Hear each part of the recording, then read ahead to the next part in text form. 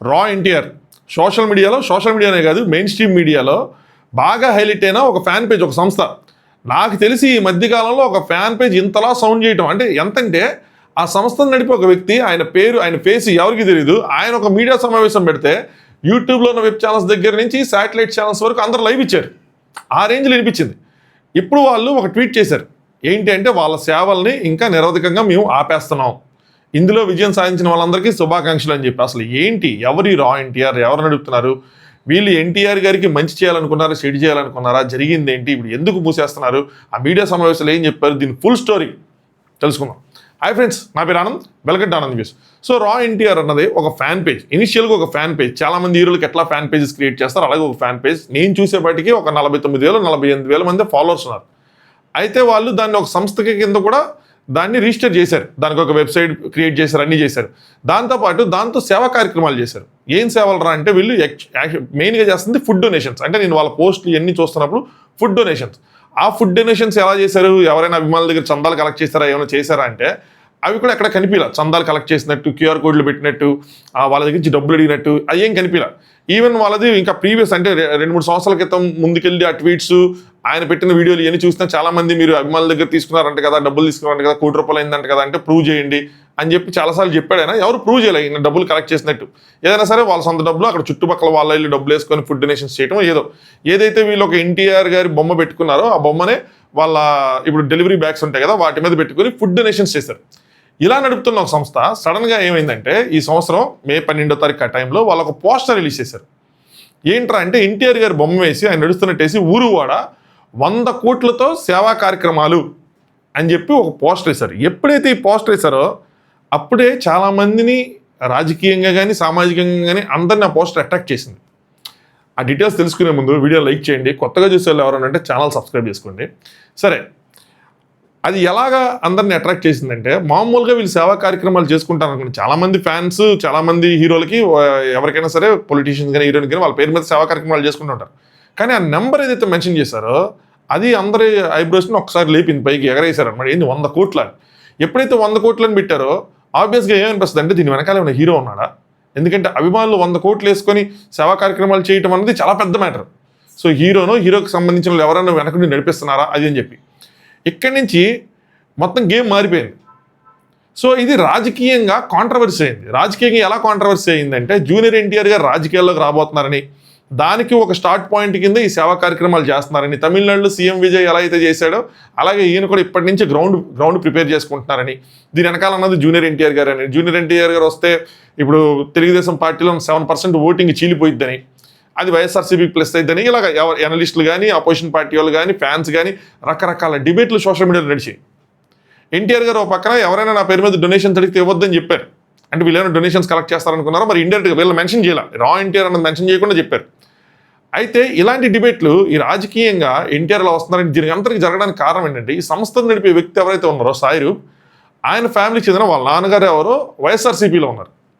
So ఇప్పుడు ఇది పొలిటికల్గా ఫుల్గా టర్న్ అయిపోయి, కావాలని ఎన్టీఆర్ గారి ఇమేజ్ని డ్యామేజ్ చేయాలనో, లేదంటే టీడీపీకి డ్యామేజ్ చేయాలనో కావాలని ఇలాంటిది సాయి రూప్ చేస్తున్నాడు, ఆ రా ఎన్టీఆర్ అనే సంస్థను వెనక నుంచి ఇట్లా కావాలని రాంగ్గా నడిపిస్తున్నారు అని చెప్పి రూమర్స్, అంటే డిస్కషన్స్ వస్తాయి కదా అలాగా. అయితే ఈ లోపల సాయి రూప్ ఏం చేశారంటే, రా ఎన్టీఆర్ సంస్థ పైన ఏం చేశారంటే, ప్రెస్ మీట్ అని చెప్పి July 18న ఒక ప్రెస్ మీట్, తిరుపతిలోని తాజ్ హోటల్లో ఒక ప్రెస్ మీట్ అని చెప్పి అనౌన్స్ చేసి మళ్ళీ ఎన్టీఆర్ గారు పోస్ట్ వేశారు. అది ఎలా వెళ్ళిపోయిందంటే, ఎన్టీఆర్ గారు ప్రెస్ మీట్ పెడుతున్నారు, ఎన్టీఆర్ గారు రాజకీయాల్లో అరంగేట్రం చేయబోతున్నారు, దానికి ఇది స్టార్ట్ పాయింట్గానే ఒక ప్రెస్ మీట్ పెడుతున్నారు, అది ఇది అని చెప్పి అది కూడా కాంట్రవర్సీ అయిపోయింది. యాక్చువల్గా ఎన్టీఆర్ గారు రావట్లా. ఇక్కడ నేను అబ్జర్వ్ చేసింది ఒక మేజర్ పాయింట్ ఏంటంటే, నేను ఇన్డెప్త్గా దీని గురించి తెలుసుకొని మిగతా వాళ్ళతో కొంతమందితో మాట్లాడడం నాకు అర్థమైంది ఏంటంటే, వీళ్ళు కొంతమంది మీడియా ఛానల్స్తో బ్యాక్ ఎండ్లో ఇంటరాక్ట్ అయినప్పుడు వాళ్ళు ఈ వార్తని మేము ఎలా వేసుకోవచ్చా అంటే, మీకు నచ్చినట్టు వేసుకోండి అన్న విధంగా వదిలేశారు అని చెప్పి. అది ఎంతవరకు నిజమో నాకు తెలియదు కానీ వదిలేశారు. అంటే జూనియర్ అంటే ఎన్టీఆర్ గారికి అసలు దీనికి సంబంధం లేదు, వీళ్ళు ఎన్టీఆర్ గారి పేరు మీద వీళ్ళు సేవలు చేసుకుంటున్నారు. అయితే మేము ఇలా ఎన్టీఆర్ గారు చేసుకుంటామంటే మరి హైప్ వచ్చింది అనుకున్నారా, లేదంటే మరి రాంగ్గా కమ్యూనికేట్ అయిందా, ఏమైందో తెలియదు. కానీ కొన్ని మీడియా ఛానల్స్ ఏం చేసినాయి అంటే, లోకల్గా ఉండే న్యూస్ పేపర్స్ ఇది కానీ ఎన్టీఆర్ గారి పేరు మీద ప్రచురించినాయి. అక్కడి నుంచి అంటుకున్నదే ఈ నిప్పు. అయితే ఎప్పుడైతే ఇది స్ప్రెడ్ అయిందో, ఎవరైతే ఎన్టీఆర్ గారి పేరు మీద రిజిస్టర్డ్ ఆర్గనైజేషన్స్ ఉంటారో, రిజిస్టర్డ్ ఫ్యాన్స్ ఉంటారో, వాళ్ళు దీని మీద అబ్జెక్షన్ రైజ్ చేశారు. సో వాళ్ళు ఈ సంస్థ నడిపే ఆయన ఎవరైతే ఉన్నారో సాయిరూప్ ఆయనతో మాట్లాడారంట.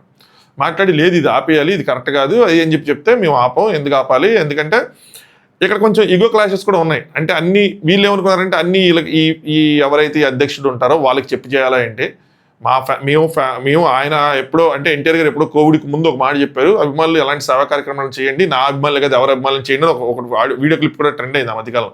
సో మేము దాన్ని ఇన్స్పిరేషన్గా తీసుకొని చేస్తున్నాం, మీకు ఎందుకు చెప్పి చేయాలి ఏంటని. సరే మళ్ళీ వాళ్ళు ఇంకోటి ఇలా మేము ప్రెస్ మీట్ పెట్టి అసలు ఈ 100 crores ఏంటి అవన్నీ ఎక్స్ప్లెయిన్ చేస్తామని చెప్పినప్పుడు కూడా మళ్ళీ వాళ్ళకి డిస్కషన్ జరిగినప్పుడు ఈయన ఏం చెప్పారంటే ఈ సాయిరూప్ ఎన్టీఆర్ సంస్థ నడిపాయన ఏం చెప్పారంటే ఎన్టీఆర్ గారు ఆపేయమంటున్నారు అన్నట్టు. అయితే ఎన్టీఆర్ గారిని ఒకసారి మమ్మల్ని కల్పించండి, మేము ఆయనకి ఇది కాన్సెప్ట్ ఎక్స్ప్లెయిన్ చేస్తాం, ఆయనకు నచ్చకపోతే ఆయన చెప్తే ఆపేస్తాం అంటే లేదు బాబు కలవరు అంటే హీరో గారు ఎవరిని కలవరు ఆపేయమన్నారు అది అని చెప్పారంట. దీనికి వీళ్ళు ఒప్పుకోవాలి. సో అలాగా ఒక ఈగో క్లాష్గా మారిపోయింది. చివరికి కాంట్రవర్సీస్ అన్నీ వస్తే ఈవెన్ అది ఎట్లా అంటే మెయిన్ స్ట్రీమ్ మీడియాని కూడా అట్రాక్ట్ చేసింది. ఒక ప్రముఖ ఛానల్లో ఈయన పిలిచి ఒక లైవ్ కూడా పెట్టించి అన్ని క్వశ్చన్స్ అడిగి అంత క్లారిటీ ఇప్పించిన తర్వాత ఈయన ఇప్పుడు నేను చెప్పిన విషయాలే నేను చెప్పిన తర్వాత ఎవరైతే కన్వీనర్ ఉన్నారో ఆ ఫ్యాన్ పేజెస్ కన్వీనర్ ఉన్నారో రిజిస్టర్డ్ ఫ్యాన్ పేజెస్ ఎవరైతే ఉన్నారో ఆయన కూడా మాట్లాడారు. ఆయన చెప్పింది ఏంటంటే ఇదే ఇలాంటి వద్దు ప్రజెంట్ సినిమాల మీదే, సో నాకు ఇలాంటివి అంటే రాజకీయంగా ఇవన్నీ వస్తున్నాయి అంటే వాళ్ళు ఇలా చేస్తామంటున్నారు కదా ఇదంటే లేదు అని ఎన్టీఆర్ ఆఫీస్ నుంచి ఒక లెటర్ కూడా వచ్చిందని చెప్పి బయటపెట్టారు. అంటే ఎన్టీఆర్ ఆఫీస్ నుంచి డైరెక్ట్గా ఎన్టీఆర్ అనే సంస్థతో మాకు సంబంధం లేదు అని చెప్పి క్లియర్గా మెన్షన్ చేశారు. అందులో ఎన్టీఆర్కి మాకు సంబంధం లేదు, సో అభిమానులు ఎవరు దీన్ని నమ్మద్దు, సో ఎన్టీఆర్ గారు ఏమీ రావట్లేదు. ఆయన కూడా ఛానల్తో మాట్లాడితే ఏం చెప్పారంటే ప్రజెంట్ హీరో గారి దృష్టి మొత్తం సినిమాల మీద ఉంది, రాజకీయాల మీద ఏమీ లేదు, సో మీకు ఏమైనా చెప్పారా అంటే మాకు మాత్రం సినిమాలే అని చెప్పారు అని చెప్పి నీట్గా చెప్పారు. మరి ఏంటి ఇక్కడ ఒక కాంట్రవర్సీ ఏంటి, ఆయన్ని బెదిరించారని బూతులు తిట్టారని కొంతమందిని తీసుకొచ్చి మీ మీడియా సమావేశం ఎలా జరిగిద్దో చేస్తామని ఇలా బెదిరించారని చెప్పి ఆయన సాయిరూప్ అన్న ఆయన చెప్పాడు. ఈయన చెప్తారంటే మేము అలా ఏం బెదిరించలేదు, ఆయన పెట్టుకోమంటే వాళ్ళ సమావేశం పెట్టుకోమనండి, మేము లీగల్గానే వెళ్తాం, మేము పోలీస్ కేసు పెడతాం అని చెప్పి వాళ్ళు ఏం చేశారు ఎన్టీఆర్ గారు రిజిస్టర్డ్ ఫ్యాన్ పేజెస్ కన్వీనర్ ఎవరైతే ఉన్నారో ఆయన కేసు పెట్టారు, పోలీస్ కేసు పెట్టారు. మరి ఈయన ఏమైనా ప్రెస్ మీట్ ఆపుతాడా అంటే ఆపలా. ఇప్పుడు అందరికీ ఉన్న డౌట్ ఏంటంటే 100 కోట్ల మీద డౌట్. సరే ఈయన ప్రెస్ మీట్ పెట్టారు తాజ్ హోటల్లో, ఈ సాయిరూప్ అన్న ఆయన ఇంకొక 2-3 వ్యక్తులతో కలిపి ఒక ప్రెస్ మీట్ పెట్టారు. ఈ ప్రెస్ మీట్లో నేను కొన్ని పాయింట్స్ అబ్జర్వ్ చేసి ముందు మీకు క్వశ్చన్లు ఆన్సర్లు చెప్తాను, దాని తర్వాత 100 కోట్లు ఎలాగా అన్నది ఇక్కడ కొంచెం యాక్చువల్గా ఇది కొంచెం అందరినీ నీరుగార్చిన విషయం, అంటే అందరిలో ఉన్న హైప్ ఏదైతే ఉందో డౌన్ అయిన విషయం. 100 కోట్లు ఎలా అంటే ఈయన 2 విషయాలు చెప్పాడు. 100 కోట్లతో మీరు సేవా కార్యక్రమాలు చేస్తున్నారు కదా, ఎలా చేస్తారంటే ఒకటేంటంటే ₹1 నేను ఖర్చు పెడితే పక్కన వాళ్ళ నుంచి ఒక 9-10 రూపాయలు ఖర్చు పెట్టేలా చేస్తాము. సో అలాగా అంటే 100 కోట్లు మనమే పెట్టాం, మొత్తం కలిపి 100 కోట్లు ఇద్ది అన్న విధంగా ఏదో ఒక ఇల్లాజికల్గా ఏదో చెప్పారు. అది అసలు నాకే ఏం చెప్తున్నాడు అనిపించింది. తర్వాత మంచి పాయింట్ చెప్పారు ఏంటంటే CSR ఫండ్స్ అని చెప్పారు. అంటే కార్పొరేట్స్ వాళ్ళకున్న సోషల్ రెస్పాన్సిబిలిటీతో వాళ్ళు స్పెండ్ చేసే అమౌంట్, మీరు ఈవెన్ మనం సినిమాలో చూస్తారు కదా నాగార్జున గారిది, అలాగనమాట వాళ్ళు గవర్నమెంట్ చెప్తుంది అనమాట సోషల్ రెస్పాన్సిబిలిటీగా తీసుకొని మీరు ఏదైనా సమాజానికి ఏదైనా చేయాలని కొన్ని స్కూల్స్ దత్తత తీసుకోవటం, లేదంటే ఏదైనా విలేజెస్ని దత్తత తీసుకోవటం ఇవన్నీ చేస్తుంటారు. వీళ్ళు చెప్పిందంటే మేము ఒక NGO రిజిస్టర్ చేసాం, ఇంకొక 2-3 డేస్లో దానికి ఒక అథారిటీ వస్తుంది, అంటే వాళ్ళు ఫండ్స్ కలెక్ట్ చేసి సేవా కార్యక్రమాలు చేయొచ్చు అని చెప్పి. అది కూడా అక్కడ ఉన్న విలేకరులు ఎవరిని అట్రాక్ట్ చేయాలి. ఎందుకంటే మేజర్ పాయింట్ ఏంటంటే ఇక్కడ 2 పాయింట్లు, మనం ఇలా ఫండ్స్ వచ్చి దాన్ని తీసుకొని సేవా కార్యక్రమాలు చేసి ఒక 10 కోట్ల 20 కోట్లతో చేసి తర్వాత మనం ఏదైనా చెప్తే అది ఒక నమ్మశక్యంగా ఉంటుంది. ఏది లేకుండా ఇంకా వాళ్ళకి ఇంకా ఎలిజిబిలిటీయే లేదు, ఇంక 2-3 డేస్లో ఎలిజిబుల్ అవుతారన్నప్పుడు అది చెప్తున్నప్పుడు ఏమవుతుందంటే ఇదేదో ఒక బోగస్, ఏదో హైప్ కోసం ఏదో చిల్లర పని అని అనిపిస్తుంది. కానీ ఆయన చెప్పిన దాంట్లో మ్యాటర్ ఉంది, CSR ఫండ్స్ అనేవి వస్తాయి, తెచ్చుకోవచ్చు. ఎన్టీఆర్ గారి పేరు మీద అయితే ఇంకా ఈజీగా వస్తాయి, ఎన్టీఆర్ గారు తీసుకొస్తారు ఇవన్నీ. కానీ వీళ్ళు ఆ 100 కోట్లను మెన్షన్ చేసిన దగ్గర ఫస్ట్ తప్పు చేశారు. ఇక్కడ అసలు ఏమీ చేయకుండానే ఇలా చేస్తాము అని చెప్పిన దగ్గర అది ఎవరిని ఆబ్వియస్గా అట్రాక్ట్ చేయదు కాబట్టి అక్కడ మిస్టేక్ జరిగింది. సో ఎప్పుడైతే ఇలా చెప్పారో ఓకే ఇదేదో పబ్లిసిటీ స్టంటో లేదంటే ఏదో స్కాము అన్న విధంగా వెళ్ళిపోతుంది, అక్కడ మిస్టేక్స్ జరిగినాయి. ఇప్పుడు వాళ్ళ ఇంటెన్షన్ ఏంటి అంటే నేను వాళ్ళని అబ్జర్వ్ చేసినప్పుడు వాళ్ళ పోస్టులు కానీ ఆ అబ్బాయిని కానీ అబ్జర్వ్ చేసినప్పుడు ఇంటెన్షన్స్ మైట్ బి గుడ్, అంటే మంచిగానే అనిపించింది నాకు, మంచి సేవా కార్యక్రమం చేద్దాం అని అనుకుని ఉండొచ్చు. ఇంకోటి ఏమొచ్చిందంటే బాగా మాట్లాడాడు అబ్బాయి, అంతమంది విలేకరులు చాలామంది ఆయన ఆల్మోస్ట్ రోస్ట్ చేసినా కూడా ధైర్యంగా కూర్చొని ధైర్యంగా అన్నిటికీ చెప్పాడు. బట్ ఏమైపోయింది అంటే మనం ఏమి చేయకుండా మినిమం అంటే ఇప్పటివరకు మీరు ఎంత చేశారు అన్న క్వశ్చన్ వచ్చింది. ఇప్పటివరకు మీరు ఎంత ఖర్చు పెట్టారు ఏంటంటే ఆ లెక్కలు లేవు, వాటికి లెక్కలు ఉండాలని నేను చెప్పను, అది లెక్కలు NGO లేకుండానే వాళ్ళకి ఎవరికి వాళ్ళు చేసుకున్నది. సో లెక్క లేకుండా ఉన్నప్పుడు నేను ఇప్పుడు 10 కోట్లు చేశానండి 20 కోట్లు చేశానండి ఇంకోటి దానికి సంబంధించిన ప్రూఫ్స్ అని పెట్టినప్పుడు మన నెక్స్ట్ చెప్పే దాని మీద 100 కోట్లు మనం చెప్పినప్పుడు నమ్మకం వస్తుంది. అదేమి లేకుండా చెప్పేవాటికి ఏమైందంటే ఇప్పుడు ఎన్టీఆర్ గారి సైడ్ నుంచి ఆలోచిస్తే ఏమవుతుంది మీరు ఆలోచించండి. రేపు నిజంగానే సిఎస్ఆర్ ఫండ్స్ వచ్చినాయి, వాళ్ళు ఖర్చు పెట్టారు, తర్వాత నుంచి ఇది పొలిటికల్గా హైలైట్ అయిన ఇష్యూ కాబట్టి అందులో స్కామ్ జరిగిందని, అందులో ఎన్టీఆర్ ఫ్యాన్స్ డబ్బులు తినేశారని, లేదంటే ఎన్టీఆర్ గారు తినేశారని ఇలా వస్తాయి, ఆబ్వియస్గా వస్తాయి కదా. ఇప్పుడు ఆయన ఏ రాజకీయాల్లోకి లింక్ లేకుండా ఉందనుకోండి, ఎవరు పెద్ద పట్టించుకోరు. అరే ఎవరో పలానా హీరో, సో వాళ్ళ ఫ్యాన్స్ ఏదో బాత్రూమ్ కట్టించారంట, లేదంటే ఇలా రోడ్లు ఇచ్చారంట అని ఏదో చెప్పుకుంటారు. కానీ ఇలా పొలిటికల్గా లింక్ ఉన్నప్పుడు ప్రతి విషయం హైలైట్ అవుతుంది. ఇటు ఆయన ఆయన ఇంతకుముందున్న ఎన్టీఆర్ గారి పార్టీ ఏదైతే ఉందో, ఇంతకుముందున్న senior NTR party Telugu Desam party side ఇది జరిగిద్ది, అపోజిషన్ పార్టీలో వైఎస్ఆర్సీపీ సైడ్ నుంచి ఇది జరిగిద్ది. పొలిటికల్గా ప్రతిదీ ఇక్కడ నుంచి కాంట్రవర్సీ అవుతుంది. ఆ విషయం మిస్ అయిపోయారేమో అనిపించింది ఈ ఎన్టీఆర్ రా ఎన్టీఆర్ అనే నడిపేవాళ్ళు. సో వాళ్ళ ఇంటెన్షన్స్ కరెక్ట్గా ఉన్నా ఇక్కడ ఎంటైర్ థింగ్ అనేది పొలిటికల్గా లింక్ అయి ఉంది కాబట్టి ఖచ్చితంగా ఇది ఎన్టీఆర్ గారికి డ్యామేజ్ జరిగే అవకాశం ఉంటుంది. సో ఆ విలేకరుల సమావేశంలో వాళ్ళు అడిగారు, మీరు ఆపేస్తారా ఎన్టీఆర్ గారు, మరి ఎన్టీఆర్ గారు ఆఫీస్ నుంచి లెటర్ వచ్చింది కదా ఆపేస్తారా అంటే, ఎన్టీఆర్ గారు చెప్తే ఆపేస్తామని, అంతకుముందేమో చెప్పినా కూడా ఆపమని అది ఇదే అని చెప్పారు. సో మొత్తానికి దాని తర్వాత వాళ్ళు పోలీస్ కేసు పెట్టారు. పోలీస్ కేసు పెట్టిన తర్వాత ఇప్పుడు ఎందుకు ఆపేశారు, భయపడ్డారా, భయపెట్టాడా, లేదంటే ఎన్టీఆర్ గారు మాట్లాడారు ఏంటంటే, నేను ఖచ్చితంగా ఎన్టీఆర్ గారు మాట్లాడారని అనుకోవట్లా. నిజంగా ఎన్టీఆర్ గారు మాట్లాడి ఉంటే అలాంటి ట్వీట్ చేసేవాళ్ళు కాదు, ఇందులో విజయం సాధించిన వాళ్ళందరికీ శుభాకాంక్షలు అని చెప్పి చేసిండోళ్ళు కాదు. సో సంథింగ్ బ్యాక్ ఎండ్లో ఆయనకి భయపెట్టడం అంటే నచ్చ చెప్పటమో, బుజ్జగించడమో, భయపెట్టడమో, లేదంటే ఎక్స్ప్లెయిన్ చేయడమో ఏదో జరిగింది. అందుకోసం అని చెప్పి ఆయన ఇప్పుడు ఎన్టీఆర్ గారు మాట్లాడి ఇలాంటిది వద్దు అని చెప్పారు అనుకోండి, అప్పుడు ఈ ఊరు వాడ అనే కార్యక్రమం ఏదైతే ఉందో అది మాత్రం ఆగిద్ది. ఇలా ఫుడ్ డొనేషన్స్ ఏవైతే కంటిన్యూ చేస్తున్నారో అది కంటిన్యూ చేసేవాళ్ళు, ఆయన మాట్లాడాలి. సో అందుకోసమే వెనకాల ఈయన బెదిరించడమో ఏదో జరిగింది, సంథింగ్ అంటే నచ్చ చెప్పడమో బెదిరించడమో ఏదో ఒకటి. సో అందుకోసమనే ఈ ఊరు వాడ అన్నది పక్కన పెడితే ఈ ఫుడ్ డొనేషన్స్ ఏవైతే ఉన్నాయో అవి కూడా మొత్తం ఆపేశారు వాళ్ళు. సరే అల్టిమేట్గా ఇప్పుడు మంచి జరిగిందా చెడు జరిగిందా అని ఆలోచిస్తే ఎన్టీఆర్ గారికి మాత్రం అదొక కాంట్రవర్సీ ఎప్పటికీ. వీళ్ళు ఆ మనీ అన్నది స్పెసిఫై చేయకుండా 100 crores 10 crores అని స్పెసిఫై చేయకుండా సిఎస్ఆర్ ఫండ్స్ తెచ్చుకొని ఖర్చు పెట్టి ఎంతెంత ఖర్చు పెడుతున్నాము ఏంటి అన్నది అప్పుడు పోస్టులు రిలీజ్ చేస్తూ ఉంటే అది చాలా హెల్ప్ అయ్యేది, ప్రజలకి హెల్ప్ అయ్యేది, అభిమానులకి హెల్ప్ అయ్యేది, ఎన్టీఆర్ గారికి హెల్ప్ అయ్యేది, అందరికీ హెల్ప్ అయ్యేది. అలాంటి ఒక మంచి ఆపర్చునిటీని హైప్ కోసమో లేదంటే తెలియకో ఏదో కానీ మొత్తానికి చెడగొట్టుకున్నారేమో అనిపించింది. అబ్బాయి చూడటానికి మంచిగానే అనిపించాడు, బాగా మాట్లాడుతున్నాడు, మంచిగా ఇంటెన్షన్స్ అన్ని కరెక్ట్గానే అనిపిస్తున్నాయి, చూడటానికి మాత్రం అనిపిస్తున్నాయి అన్నీ. కానీ ఒక రాంగ్ స్టెప్ వల్ల మొత్తం చెడగొట్టుకున్నారేమో అనిపించింది. సిఎస్ఆర్ ఫండ్స్ వస్తాయి, అదేమీ పెద్ద విషయం కాదు, వస్తాయి. మంచి క్రెడిబిలిటీ ఇవన్నీ మనం బిల్డ్ చేసుకుని మంచి ప్రాజెక్ట్ ప్లాన్ ఇవన్నీ పెట్టుకొని పెడితే వస్తాయి. కానీ ఈ క్రియేట్ చేసిన ఈ 100 crores అనే హైప్ వల్ల అదొక రాంగ్ స్టెప్ వల్ల మొత్తం దెబ్బైపోయింది. అది లేకుండా ఉండుంటే కనుక ఎన్టీఆర్ గారి అభిమానులకి చాలా యూజ్ అయ్యే ఇనిషియేటివ్ అయ్యేది.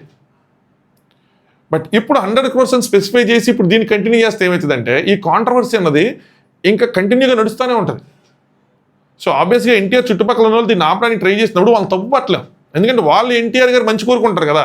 ఎన్టీఆర్ గారిని ఎవ్రీ టైం ఈ కాంట్రవర్సీలో అటు వైఎస్ఆర్సీపీ, ఇటు తెలుగుదేశం, ఇంకోటి జనసేన, లేదంటే ఇంకా అభిమానులు దీన్ని రా ఎన్టీఆర్ని సపోర్ట్ చేసేవాళ్ళు, అపోజ్ చేసేవాళ్ళు, ఏ గొడవలు సోషల్ మీడియాలో ఎవ్రీడే జరుగుతూ ఉంటే అది ఏమాత్రం ఉపయోగకరం కాదు. ఆయనకి పర్సనల్ పీస్ కూడా ఉండదు దానివల్ల. సో ఆబ్వియస్గా ఆయన చుట్టూ ఉన్న వాళ్ళు దీన్ని ఆపాలనుకోవడం నాకు తప్పలేదు అనిపించింది. అందుకని వాళ్ళ ప్రయత్నాలు వాళ్ళు చేసి బ్యాక్ ఎండ్ నుంచి సంథింగ్ ఏదో ఒక ఎక్కడ నొక్కాలో అక్కడ బటన్ నొక్కి మొత్తానికి ఆపిచ్చారు అని అనిపించింది. ఇది ఆగటం మంచిగా చేయడా అంటే ఓవరాల్గా చూసుకుంటే ఎన్టీఆర్ గారి సైడ్ నుంచి చూసుకుంటే ఆ ఊరు వాడ ఆగటం వల్ల ఇప్పుడు ఏమవుతుందంటే ఈ కాంట్రవర్సీ అనేది ఫుల్ స్టాప్ పడుతుంది. బట్ ఏవైతే వీళ్ళు మినిమంగా సేవా కార్యక్రమాలు చేస్తున్నారో పాపం దాని ద్వారా ఒకళ్ళు ఇద్దరు ముగ్గురు బెనిఫిట్ పొందుతున్నారో పాపం వాళ్ళకు ఒక నష్టం ఏదైనా సరే. సో ఇప్పుడు మనం వీళ్ళని తప్పట్లేదు, అది ఆపేశారు కదా ఇది ఎందుకు ఆపటం అది ఏం చెప్పి తప్పట్లేదు, ఎందుకంటే వాళ్ళకున్న ఏదైతే ఇన్స్పిరేషన్ కానీ ఆ మోటివేషన్ కానీ ఏదైనా సరే మొత్తం కంప్లీట్గా డెడ్ అయిపోయింది. ఒక్క రాంగ్ స్టెప్ వేయకుండా దీన్ని ఇంకోలా నడిపుంటే కనుక విషయం వేరేలా ఉండేది. వీళ్ళకి మంచి పేరు వచ్చేది, అభిమానులుగా మంచి పేరు వచ్చేది, ఎన్టీఆర్ గారికి మంచి పేరు వచ్చేది. ఊరు వాడ అనేసి సేవా యజ్ఞం అనేసుకొని 100 కోట్లు వేయకుండా ఉండి ఇట్లా ఒక్కొక్క పని చేస్తూ సిఎస్ఆర్ ఫండ్స్ తెచ్చుకొని చేస్తూ దాన్ని రిలీజ్ చేస్తుంటే ఇంక మేము 1 కోటి రూపాయలు ఖర్చు పెట్టాం 2 కోట్లు ఖర్చు పెట్టాం అంటే జనాలకి ఎన్టీఆర్ గారి పేరు ఎన్టీఆర్ గారిది అది అలా గుర్తుండిపోతుంది. సోషల్ మీడియాలోనూ మంచిగా పాజిటివ్గా హైలైట్ అయ్యేది, వేరే విధంగా ఉండేది. సో రాంగ్ మెన్షనింగ్, ఎన్టీఆర్ గారు వస్తున్నారు, ఎన్టీఆర్ గారు ఇన్వాల్వ్మెంట్ ఉందని చెప్పి రాంగ్ హైప్, అది వీళ్ళు తెలియజేశారో మనం చెప్పలేం కానీ బట్ రాంగ్ హైప్, దానివల్ల మొత్తం అంతా బ్యాడ్గా వెళ్ళిపోయింది. బట్ నాకు బాధ అనిపించే అంశం ఏంటంటే ఆ 3-4 ఎవరో ఒకరు ఇప్పటివరకు ఆ ఫుడ్ డొనేషన్స్ ద్వారా బెనిఫిట్ పొందుతున్న వాళ్ళు ఇప్పుడు అవి కూడా ఆగిపోతాయి కదా అన్న విషయమే కొద్దిగా బాధగా అనిపించింది అంతే. సో ఎంటైర్ స్టోరీ ఇదనమాట. ఈ రా ఎన్టీఆర్ది వాళ్ళు ఎందుకు ఆపేస్తున్నారు, అసలు ఏం జరిగింది, దాని వెనకాల ఏం జరిగింది ఏంటి అన్నది ఎంటైర్ స్టోరీ ఇది. సో దీంతో ఇంకా ఈ కాంట్రవర్సీకి జూనియర్ ఎన్టీఆర్ గారు పాలిటిక్స్లోకి వస్తున్నారనే ఈ కాంట్రవర్సీ ఏదైతే ఉందో మొత్తానికి అది ఒక ది ఎండ్ కార్డు పడింది అనమాట ప్రస్తుతానికి. ఈ సేవా కార్యక్రమాల ద్వారా కూడా ప్రస్తుతానికి ది ఎండ్ కార్డు పడింది. ఫ్యూచర్లో ఫర్దర్గా చూడాలి ఏం జరిగింది ఏంటి అని చెప్పి. ఆబ్వియస్గా వస్తారు, but not no, maybe in some years మనం మాట్లాడుకుందాం. అప్పటి వరకు ఉంటే నేను ఉంటే అప్పటి వరకు మాట్లాడుకుందాం. చలో, వీడియో నచ్చితే లైక్ చేయండి, ఛానల్ సబ్స్క్రైబ్ చేసుకోండి. Thanks for watching. ఆనంద్ చేసి